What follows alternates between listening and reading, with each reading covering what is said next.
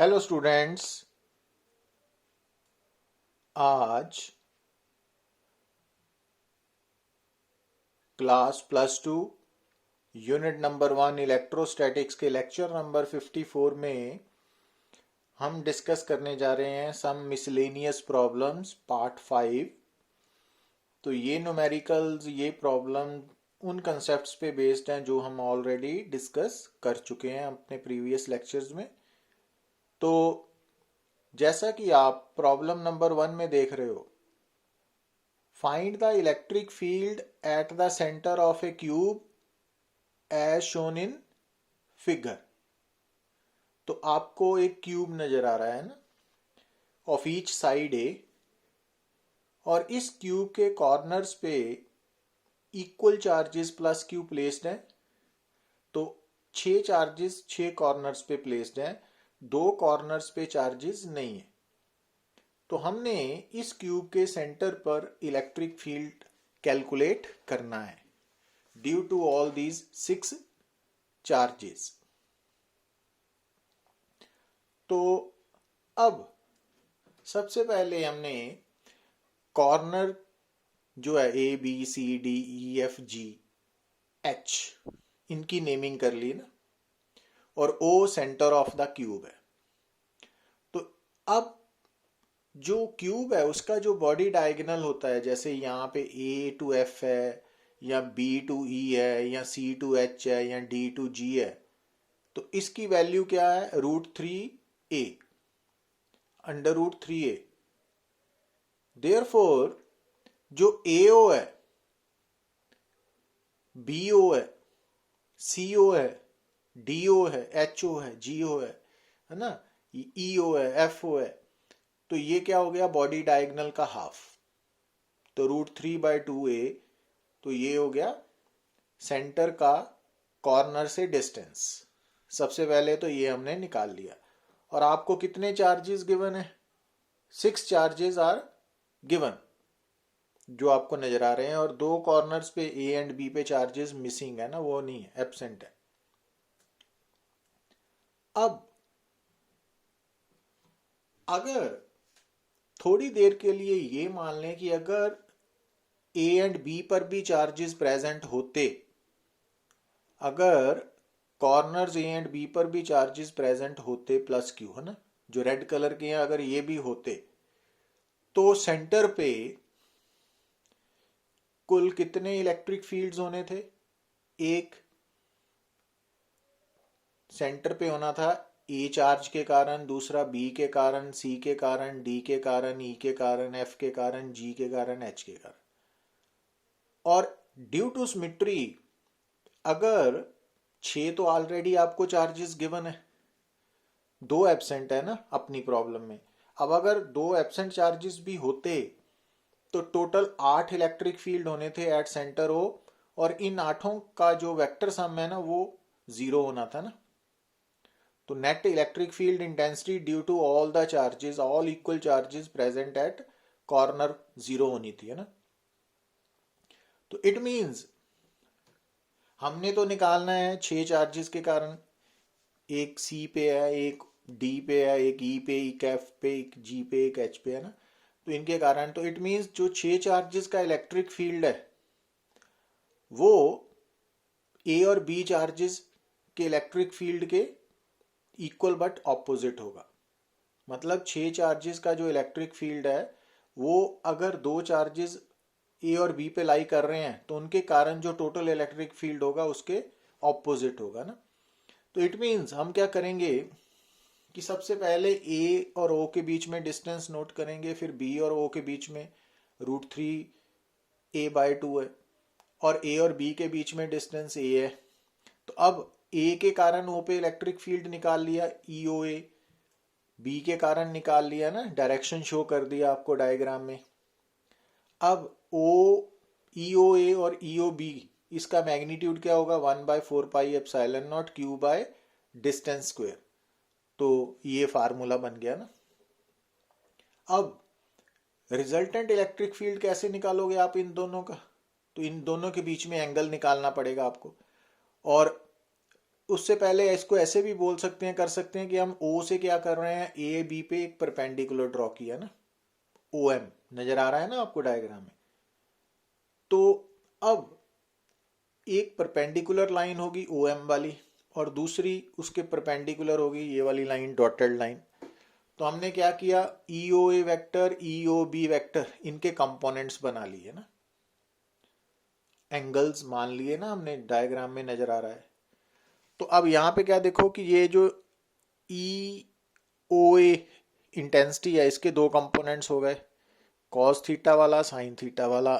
इसके भी दो हो गए, साइन वाला, कॉस वाला। अब ये दोनों इक्वल बट ऑपोजिट होने के कारण कैंसल आउट हो गए। It means resultant electric field at O कितना होगा, डबल हो गया ना। तो डबल क्यों हो गया, क्योंकि ई ओ ए और ई ओ बी दोनों का मैग्नीट्यूड बराबर है। अब ई ओ ए की वैल्यू यहां से हमने सब्सिट्यूट कर देनी है, पर उससे पहले कॉस थीटा की वैल्यू आप ट्राइंगल से निकाल सकते हो। आपको नजर आ रही है ना triangle, right angle triangle O M B. अब एम, क्योंकि ए बी का मिड पॉइंट है, तो ए से बी तक का डिस्टेंस ए है, तो एम से बी तक का क्या हो गया, a/2। और ओ बी √3/2 a है ना, नजर आ रहा है आपको। तो थीटा के सामने परपेंडिकुलर है a/2, हाइपोटेन्यूज है √3a/2, और जो बेस है ओ एम है ना, वो आप पाइथागोरस थ्योरम लगा के a/√2 निकाल लिया। तो कॉस थीटा की वैल्यू क्या होगी इस ट्राइंगल में, बेस ओवर हाइपोटेन्यूज है ना। अब ओ एम की वैल्यू पाइथागोरस थ्योरम से निकाल ली, ओ बी की वैल्यू नोन है, तो इट मीन्स कॉस थीटा की वैल्यू ये आ गई ना। तो ये कॉस थीटा यहाँ पे सब्सिट्यूट कर दो, तो सॉल्व करो, तो रिजल्टेंट इलेक्ट्रिक फील्ड आ जाएगा ना। तो इस तरह से इसको सॉल्व करना है। अब प्रॉब्लम नंबर 2 में देखिए आप कि दो पेंडुलम्स है, सेम लेंथ है दोनों की, पर दोनों पे चार्जेस Q1 Q2 हैं, मासेस M1 M2 हैं, पर दोनों का वर्टिकल लाइन के साथ एंगल डिफरेंट है, और जो सिचुएशन गिवन है उसमें θ2 लेस देन θ1 है। तो हमको Q1 Q2 में रिलेशन निकालना है और M1 M2 में, है ना। अब इसके लिए हम क्या करेंगे कि Q1 पे Q2 इलेक्ट्रिक फोर्स लगाएगा और Q2 पे Q1, तो अकॉर्डिंग टू कूलम्स लॉ। अब हमने Q1 Q2 के बीच में जो डिस्टेंस है वो R मान लिया ना, तो ये फोर्स आ गई। तो अब ये एफ ई फोर्स जो है दोनों पे लग रही है, एक दूसरे पे लगा रहे हैं, ये Q1 Q2 दोनों पे ही डिपेंड कर रही है ना। और दूसरा जो Q1 है उस पे और कौन कौन सी फोर्स लगेगी, एक तो इलेक्ट्रिक फोर्स एफ ई है, दूसरा टेंशन है, तीसरा वेट है M1G वर्टिकली डाउनवर्ड। और जो टेंशन है अलोंग द स्ट्रिंग, उसके दो कंपोनेंट्स ले लिए, T cos theta 1 and T cos theta, है ना। ये टी कॉस थीटा 1 है, ये टी कॉस साइन थीटा 1 है। अब ये इक्विलिब्रियम में होने के कारण T sine theta 1 F E को बैलेंस करेगा, और टी कॉस थीटा 1 M1G को, है ना। तो वहां से टेन थीटा 1 आ गया। अब उसी तरह से जो Q2 चार्ज है उस पर एक इलेक्ट्रिक फोर्स लग रही है, दूसरा टेंशन लगेगी, तो टेंशन डिफरेंट शो कर दी T डैश, और तीसरा वेट लगेगा M2G। अब टेंशन के कंपोनेंट्स ले लिए ना, T dash cos theta 2 and T dash sine theta 2, तो वहां से tan थीटा 2 की वैल्यू आ गई। अब आप यहां पे क्या देख रहे हो, क्योंकि θ1 θ2 से बड़ा है, तो tan θ1 tan θ2 से बड़ा होगा। तो it means F E bye M1G की value F E bye M2G से बड़ी होगी, इट मीन्स M2 M1 से बड़ा होगा ना। तो M1 M2 से बड़ा है, M2 ग्रेटर देन M1 है। और दूसरा, क्योंकि जो Q1 Q2 है वो कुछ भी हो सकता है, क्योंकि एफ ई आ रहा है ना। तो यहाँ करेक्ट कर लेना आप, Q1 Q2 से बड़ा भी हो सकता है, बराबर भी हो सकता है, तो उसका कोई फर्क नहीं पड़ेगा। बट मासेस इस सिचुएशन के accordingly M2 greater than M1 है, means M1 less than M2 है। यहाँ पे ना लिखने में गलती हुई है, इसको करेक्ट कर लेना आप।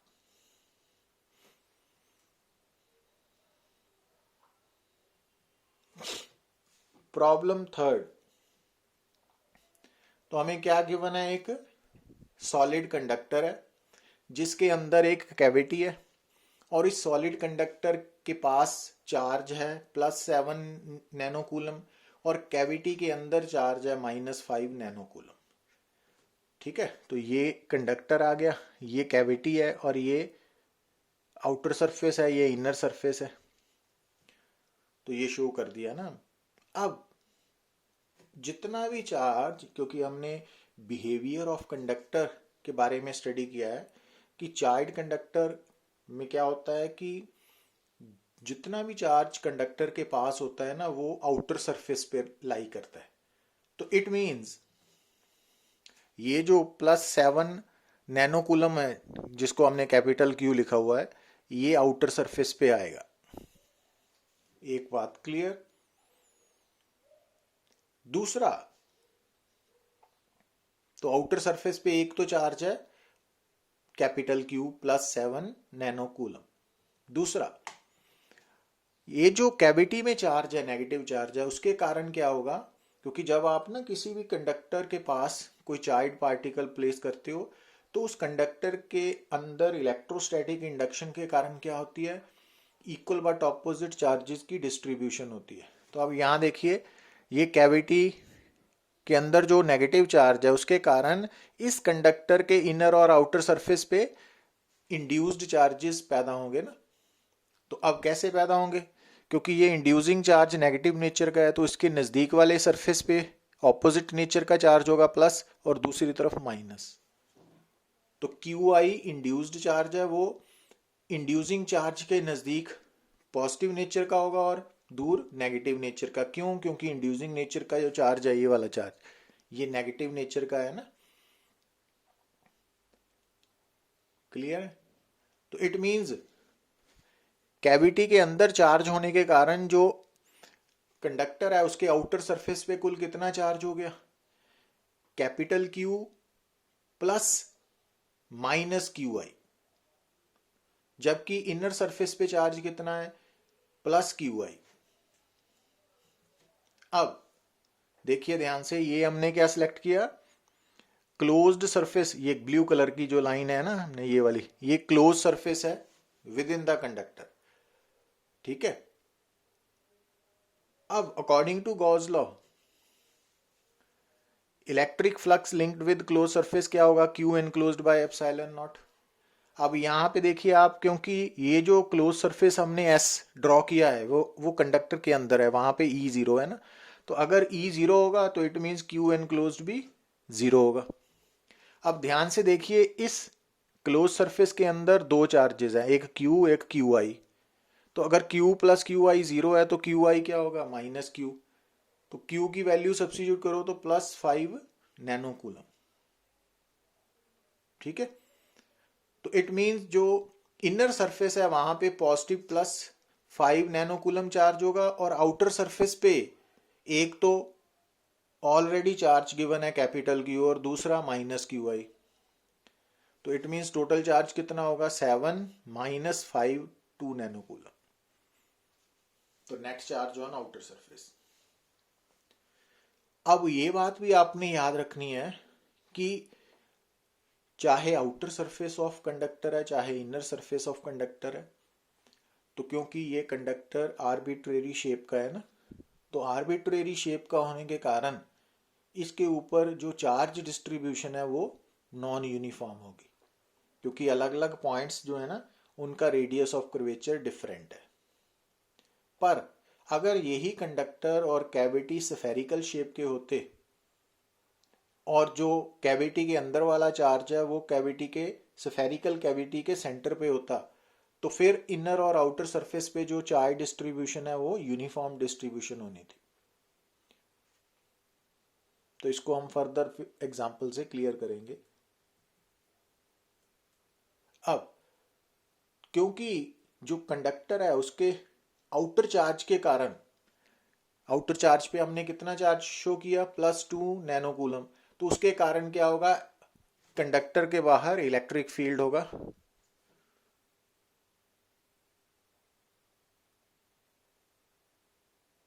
और कंडक्टर के अंदर यहाँ पे जीरो है और कैविटी के अंदर भी इलेक्ट्रिक फील्ड होगा। क्यों? क्योंकि कैविटी के अंदर भी दो चार्जेस एग्जिस्ट कर रहे हैं ना, एक -5 नैनोकूलम, दूसरा +5 नैनोकूलम। तो कैविटी के अंदर भी चार्ज होगा, कंडक्टर के अंदर जीरो होगा और कंडक्टर के आउटसाइड भी चार्ज होगा। और कंडक्टर के किसी भी चार्ज कंडक्टर के आउटसाइड जो चार्ज होगा ना, वो जितना आउटर सरफेस पे होगा नेट चार्ज, उसके कारण इलेक्ट्रिक फील्ड होगा। अब प्रॉब्लम 4 में देखिए, can there be potential difference between two neighbouring conductors carrying equal positive charges. तो एक कंडक्टर है C1, दूसरा है C2 कैपेसिटेंस मान ली। क्योंकि यहाँ पे आपको स्टेटमेंट में ना दो कंडक्टर्स बोले हैं, ये नहीं बोला कि दो कंडक्टर्स आइडेंटिकल हैं कि नहीं है। तो अगर जनरल बात करें तो हमने मान लिया कि ये आइडेंटिकल नहीं है, तो इस कारण दोनों की कैपेसिटेंस डिफरेंट होगी। पर दोनों पे चार्ज अगर सेम है तो potential V1 Q/C1 V2 different आएगा। तो it means potential difference exist करेगा। पर अगर यही कंडक्टर्स क्या होते आइडेंटिकल, तो C1 C2 बराबर होने के कारण V1 V2 भी इक्वल होने थे, बट जनरली डिफरेंट होगा ना। अब प्रॉब्लम 5 में देखिए, figure shows the variation of electric potential with 1/r है ना। हमने यहाँ पे ये दो ग्राफ है ना, एक पोटेंशियल के लिए Q1 रिस्पॉन्सिबल है, दूसरे पोटेंशियल के लिए Q2।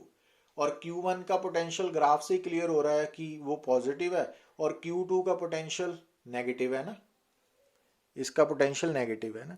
तो इट मीन्स Q1 पॉजिटिव है और Q2 नेगेटिव नेचर का है।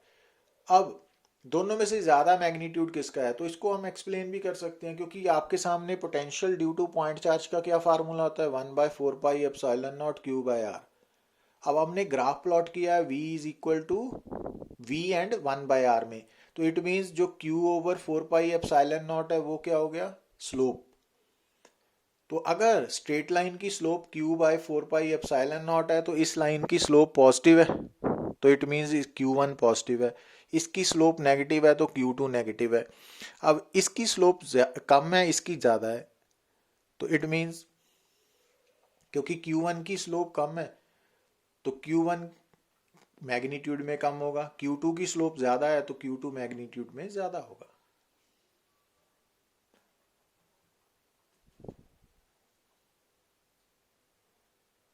प्रॉब्लम 6, तो यहां पे आपको एक आइसोलेटेड पॉजिटिव चार्ज की इलेक्ट्रिक फील्ड लाइंस गिवन है, दूसरा नेगेटिव चार्ज की है ना, और पी क्यू पॉइंट्स और यहाँ ए बी पॉइंट्स दिए हुए हैं। तो सबसे पहले हमने क्या देखना है, ये लाइंस दी हैं। तो सबसे पहले हमने फाइंड आउट करना है कि potential difference between P and Q. अब आपको याद क्या रखना है कि यहाँ देखिए ध्यान से कि इन दो पॉइंट्स में इलेक्ट्रिक फील्ड की डायरेक्शन पी से क्यू की तरफ है। तो इलेक्ट्रिक फील्ड हमेशा higher potential to lower potential directed होता है ना। तो it means P point at higher potential है, क्यू लोअर है, तो VP greater than V Q है, तो VP minus V Q positive आएगा। अब यहाँ पे देखिए ए और बी पॉइंट्स है ना। अब यहाँ पे इलेक्ट्रिक फील्ड की डायरेक्शन बी टू ए है, एरो, तो it means B higher potential पे है, ए लोअर पोटेंशियल पे है, तो it means potential of B point greater than B A और B V minus V A positive आएगा। अच्छा, अब जब पी पॉइंट पे आप कोई नेगेटिव चार्ज प्लेस करोगे, हमने इलेक्ट्रॉन मान लिया, तो पी पॉइंट पे उस नेगेटिव चार्ज का पोटेंशियल एनर्जी क्या होगी, -E/Vp, और क्यू पॉइंट पे -E/VQ। अब क्योंकि Vp ग्रेटर देन VQ है, फर्स्ट पार्ट में डिस्कस किया, तो अगर Vp VQ से ज्यादा है तो ये नेगेटिव साइन होने के कारण जो UP है वो लेस देन UQ होगा ना। तो अगर UP लेस देन UQ है, क्योंकि आपको मालूम होना चाहिए कि अगर 5 ग्रेटर देन 3 है तो -5 लेस देन -3 है, उल्टा हो जाता है ना साइन के साथ, नेगेटिव साइन के साथ। तो UP लेस देन UQ है, तो it means UQ minus UP क्या होगा, पॉजिटिव। और ऐसे ही इधर कि एट पॉइंट बी का पोटेंशियल ज्यादा है तो बी पॉइंट पे नेगेटिव चार्ज की एनर्जी कम होगी, ए का पोटेंशियल कम है तो ए पॉइंट पे पोटेंशियल एनर्जी ज्यादा होगी नेगेटिव चार्ज की, और difference U A minus U B positive आएगा ना। अब सी पार्ट में क्या निकालना है आपने, give the sign of work done by the field in moving a small positive charge from Q. अब यहां पे ध्यान देना, यहां एक तो हमने निकालना है work done by the field, bye the field किसके बराबर होता है, क्योंकि ये फील्ड कंजर्वेटिव है ना, तो work done by the conservative field क्या होता है, negative of the change in potential energy. तो ये आ गया ना, तो चेंज, तो यहां से ये बन गया यू क्यू, क्योंकि हमारा जो इनिशियल पॉइंट है क्यू है और फाइनल पी है ना। अब ये पॉजिटिव चार्ज है तो ये ध्यान से, तो जब P point positive charge P पे था तो उसका पोटेंशियल क्यू बी पी है, जब क्यू अपना क्यू पे था तो उसका पोटेंशियल एनर्जी ये आ गई ना। अब पी पॉइंट की पोटेंशियल क्यू से ज्यादा है तो इट मीन्स पी पॉइंट की पोटेंशियल एनर्जी क्यू से ज्यादा होगी, तो इट मीन्स ये नेगेटिव आ जाएगा ना। डी पार्ट में हमने निकालना है work done by external agency in moving a small negative charge from B to A. अब ध्यान देना, ये वर्क डन अगेंस्ट है, by the external means against, तो वर्क डन अगेंस्ट क्या होता है, चेंज इन पोटेंशियल एनर्जी। अब यहाँ पे चार्ज को ले जाना है बी से ए, तो बी इनिशियल है ए फाइनल है, तो फाइनल माइनस इनिशियल। अब यहाँ पे देखिए क्योंकि नेगेटिव चार्ज है तो ए पॉइंट पे उसकी पोटेंशियल, बी पॉइंट पे पोटेंशियल एनर्जी, तो as V V greater than है तो यू ए ग्रेटर देन है, तो वो हमने पीछे डिस्कस किया हुआ है।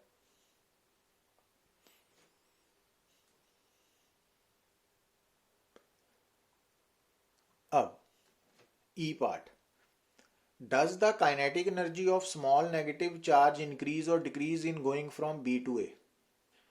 अब क्योंकि ये कंजर्वेटिव फील्ड है, कंजर्वेटिव फील्ड में ना जब आप चार्ज को मूव करते हो तो मैकेनिकल एनर्जी कांस्टेंट रहेगी, तो अगर मैकेनिकल एनर्जी कांस्टेंट रहेगी तो it means change in kinetic energy negative of change in potential energy आएगी। अब जैसा कि हमने देखा कि डी पार्ट में change in potential energy negative charge को शिफ्ट करने में बी टू ए कितनी है, पॉजिटिव है, तो इट मीन्स यहाँ पे चेंज इन काइनेटिक एनर्जी क्या आ जाएगी, नेगेटिव, और नेगेटिव मीन्स डिक्रीजेस। और इसको आप लॉजिकली ऐसे भी सोच सकते हो, जब इलेक्ट्रॉन बी से ए की तरफ जाएगा तो वो नेगेटिव चार्ज के नजदीक पहुंचेगा तो रिपल्शन के कारण वो स्लो डाउन होगा ना, तो ऐसे भी सोच सकते हो आप। Thank you very much.